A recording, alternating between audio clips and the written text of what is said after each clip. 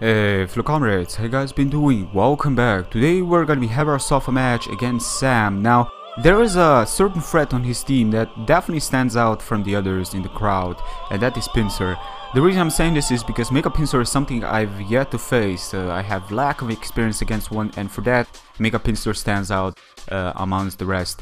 So with that being said, let's go directly into it. I'm yet again gonna lead with Scarf Scyther, which is actually becoming a thing. I like leading with Scarf Scyther.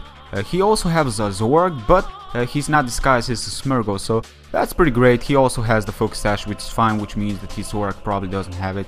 And I'm gonna switch out to Weezing. Now he's gonna put up the Stick Web first, then he's gonna go for the Spore. He also probably has the Rocks, which is fine because Weezing is here to pretty much be a Deathfire. I'm looking at his team, and I'm looking at this Weezing, and I'm starting to believe that against a team of his, Weezing can probably be a good Deathfire. I guess I could preserve it for the Pinsir, but don't get surprised because Pinsir is too good. Pinsir in this game, with his ability and Sword Dance, can probably one-shot a Weezing after a Sword Dance, just straight out of the bat. It is that powerful. So I didn't really want to mess around with that too much. May as well have it as Deathfire. Switch out to Scyther after that as he puts up the Rocks, and Weezing comes in as I'm gonna switch out to my own Weezing. I'm not too fan of absorbing the Will-O-Wisp, but Weezing is asleep, so he's probably the best candidate in order to take this. But it failed, of course, because it's already asleep. You don't want to be burning a sleeping Weezing, for that will make him angry and he will strike you down with thunder. Ladies and gentlemen, it is incredible. He was also shiny, but as you can see, my Weezing is, in Leo's words, well trained, for he just wakes up, doesn't care too much, goes for Fire Blast, for that is power, not your tiny little Thunderbolt. What was that? That was scratching, man. Your Assault Vest is so good on Weezing. Don't have one weakness, that being Psychic. It really takes at least one move and retaliates it back. Really fun to use. If you guys want to use it, go use it. This is incredible, man. You gotta use this. This is so good. Thunder takes him out just in case he switches out to Tentacle, because even that would not appreciate, not to mention there's a high chance of paralyzation. Tentacle comes in, which actually baits me to stay in because I know I can take anything from Tentacle, even the Dark Brews from the likes of Zork, of course, because Tentacle would most likely not run that. And I'm gonna go for the Thunder, ladies and gentlemen. I'm gonna force him into revealing his own true form and also paralyze him. Again, like I said, 30% is high chance. I do need to say that I woke up very early, then I hit like 2 Thunders, or is it 3, which is absolutely insane. This Weezing is incredible, I love it. And that's sometimes, sometimes that cost, the performance, accuracy, it can sometimes work. It can sometimes, just screw you over, but the other times it can definitely impress you, and it is something that you gotta value when it actually works. So Zorak gets paralyzed. I switch out to Cobalion. Honestly, I should have not done this, but I was just going for the Stealth Rocks because of Pinsir. I was so scared of it. But the reason I'm saying that I should have not done this is because I already had a Tauros and I could just switch out to it.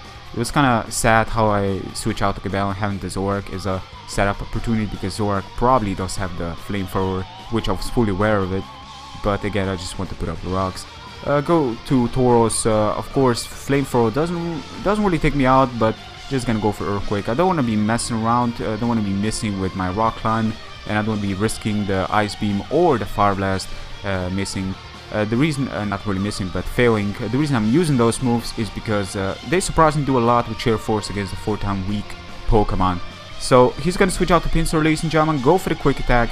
It also gets the stab, it also gets the boost. It is incredibly powerful. I'm gonna need to think twice before I act here. Stealth Rocks did install, but unfortunately Pinsir is gonna turn after that, which means he's not 4-time weak.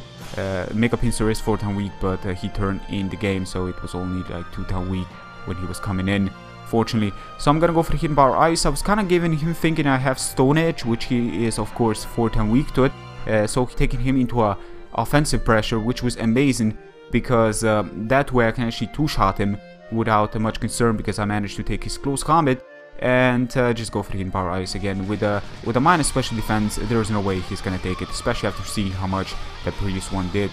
Surprisingly, I was not expecting to do that much with his with my first Hidden Power Ice, but I did a considerable amount. I was thinking I'm gonna fail short of two hitting him, which would be pretty big because then he can go for the Quick Attack and a Stick Web has already been put into place, so Raikou would have not outspeed. The stuff could have been very, very bad.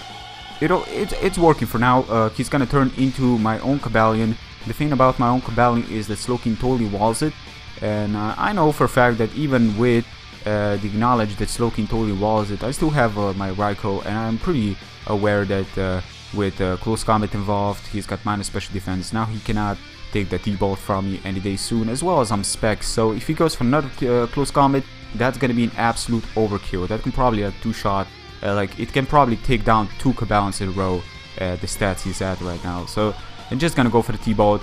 Cabalan unfortunately fell short. Even with a crit involved, it would still fail short because of how crits work in this game. Just gonna go for it, take him out, and Tentacruel is gonna come in. This is gonna be his last remaining. I'm just gonna go for the T-Bolt, and hopefully that's gonna be enough. You know, he's still gonna go for the Sludge Bomb, but he's probably a defensive set, especially defensive Tentacruel, and I'm just gonna take him down with this T-Bolt and get a crit. Did it matter? Well, if he did, then something else on my team would have taken him out. Also, I just want to say that Pinsir, that Mega Pinsir, the way I played a little bit too risky for my own good. That Pinsir would have gone through my team if I didn't manage to take him down on that time, on that turn that happened. That was incredible. That was insane thinking about it. So it really came close. The ending may not look like it, but that Pinsir was so close of just demolishing my whole team. Really shows how unprepared I am against it. And I still gotta get some basic knowledge facing it more often and whatnot. You know, stuff that you don't want face that often. You tend to be, with the lack of experience, you tend to have a harder time than the things you tend to face all the time. So anyways, with that being said, I hope you guys enjoyed. If you did enjoy, be sure to give it a like. Thank you guys very much for your continued support.